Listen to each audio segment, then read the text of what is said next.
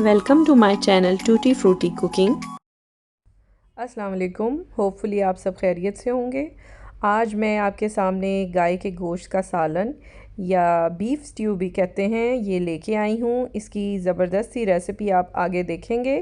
اس سے پہلے اگر چینل سبسکرائب نہیں کیا تو پلیز سبسکرائب کیجئے، ویڈیو کو تھمز اپ ضرور دیجئے گا، آگے فرینڈز اینڈ فیملی میں بھی شیئر کیجئے گا۔ اس کے علاوہ بھی چینل پہ بہت ساری ریسیپیز موجود ہیں، آپ ضرور دیکھیے گا۔ ماشاءاللہ بہت اچھا بن کے تیار ہوا ہے۔ چلتے ہیں اس کی ریسیپی کی طرف۔ سب سے پہلے میں 2 گلاس پانی ڈالوں گی۔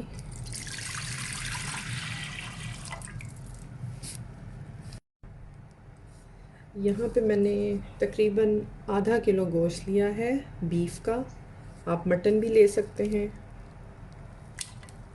اور یہ بون لیس ہے، صرف اونلی میٹ لیا ہے میں نے، اور تھوڑی سی فیٹ میں خود یوز کر رہی ہوں، آپ چاہیں تو فیٹ کمپلیٹلی ریموو بھی کر سکتے ہیں۔ یہاں پہ بھی میں جو مسالے یوز کر رہی ہوں، سب سے پہلے یہاں 1 چائے کا چمچ 1 ٹی اسپون کیومن سیڈ یعنی زیرہ، 1 چائے کا چمچ یعنی 1 ٹی اسپون کرش ریڈ چلی کٹی ہوئی لال مرچ، 1 چائے کا چمچ سرخ مرچ جو ہوتی ہے پسی ہوئی لال مرچ، اور ساتھ میں نے نمک لیا ہے ½ ٹی اسپون، اگر مجھے کم لگے گا میں اور ڈال لوں گی، اور ساتھ میں نے تھوڑی سی ہلدی لی ہے اباؤٹ ¼ ٹی اسپون۔ ساتھ یہ کیونکہ میں نے بون نہیں استعمال کی، اس وقت صرف گوشت ڈالا ہے، اگر آپ بون کے ساتھ لے رہے ہیں تو یہ ڈالنے کی ضرورت نہیں ہے۔ یہ بیف کیوب ہے جو مارکیٹ میں عام ملتی ہے، اس کا جو 1 کیوب ہوتا ہے وہ میں اس میں ایڈ کر رہی ہوں۔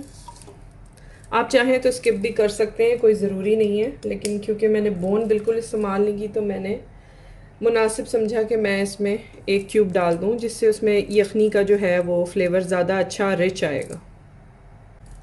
یہاں پہ میں ایڈ کر رہی ہوں گارلک، یہ 7 سے 8 جوے ہیں، یہ میں نے فریز کیے ہوئے، خود ہی ابھی پک کے اس میں گھل جائیں گے۔ ساتھ میں نے پسا ہوا ادرک لیا ہے، یہ تقریباً 2 انچ کا ٹکڑا جو ہے وہ پسا ہوا ہے، میں پیس کے اس کو فریز کر لیتی ہوں۔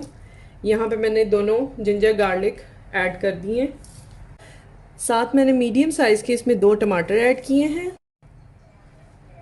ٹماٹرز کو میں نے رفلی کٹ کیا ہے، ساتھ میں نے 2 میڈیم سائز یا 1 بڑا پیاز جو ہے نا انین جو لیا ہے یہ میں اس میں ایڈ کر رہی ہوں۔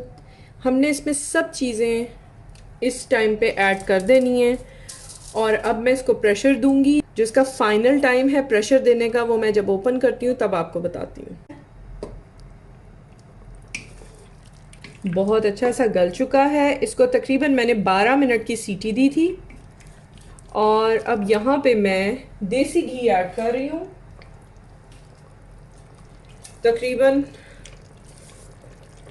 یہ ½ کپ جو ہے وہ دیسی گھی جائے گا۔ آپ چاہیں تو کم زیادہ ڈالیں، بالکل یہ اپنی مرضی ہوتی ہے، اپنی چوائس ہوتی ہے، تو آپ چاہیں تو ریفائنڈ آئل بھی یوز کر سکتے ہیں، وہ آپ کی مرضی ہے، لیکن میں اب بہت اوائڈ کرتی ہوں کیونکہ ریفائنڈ آئل جتنے بھی ہوتے ہیں انہیلدی ہوتے ہیں، ہمیں اوائڈ ہی کرنا چاہیے۔ دیسی گھی یا کوکونٹ آئل کا یوز کریں، یا پھر مسٹرڈ آئل بھی یوز کر سکتے ہیں آپ۔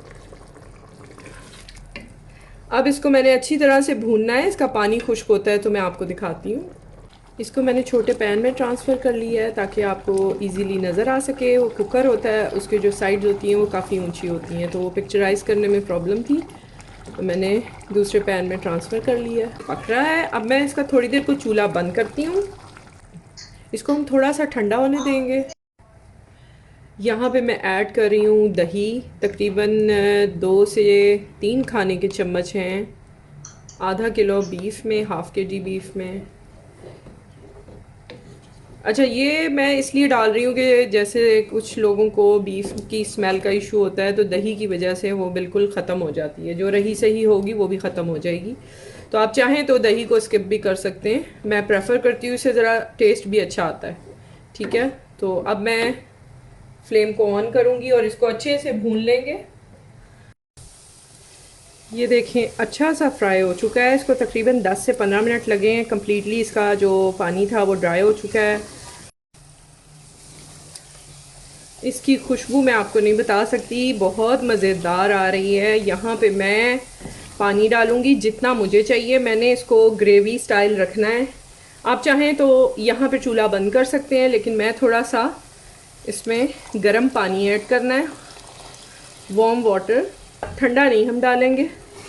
یہ ڈال کے جتنی گریوی آپ کو پسند ہو آپ اتنی جو ہے اس کی کنسسٹنسی رکھیں گریوی کی.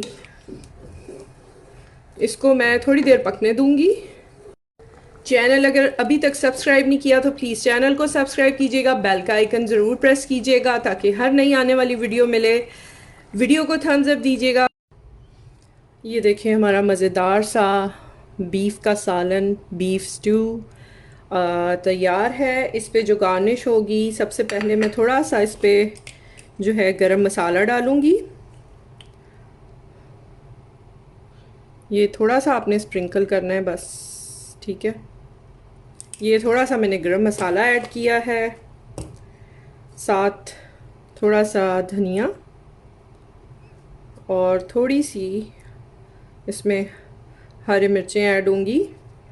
باقی میں سالن کی دیگچی میں ڈال دوں گی. تو یہ مزیدار سا بیف سٹو یا بیف کا سالن، گائے کے گوشت کا سالن جو ہے وہ ریڈی ہو چکا ہے.